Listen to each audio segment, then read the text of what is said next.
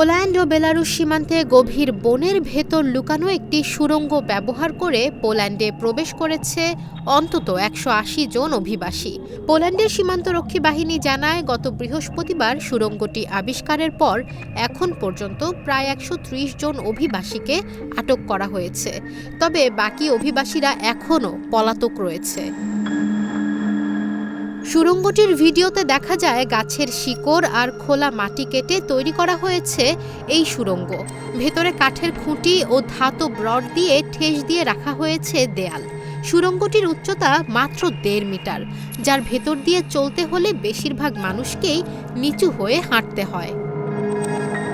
Poland জানিয়েছে, ২০২১ সাল থেকে বেলারুশ সীমান্তে অভিবাসন সংকট মোকাবিলা করে আসছে দেশটি। এই সংকট শুধু মানবিক নয়, বরং রাজনৈতিক চাপ হিসেবেও দেখা হচ্ছে। এই ঘটনায় সীমান্ত নিরাপত্তা আরও জোরদার করার ঘোষণা দিয়েছে পোল্যান্ড। একই সঙ্গে ইউরোপের অভিবাসন সংকট নতুন করে প্রশ্ন তুলছে সীমান্ত সুরক্ষা, মানবাধিকার এবং রাজনৈতিক কৌশলের ভারসাম্য নিয়ে। Independent digital.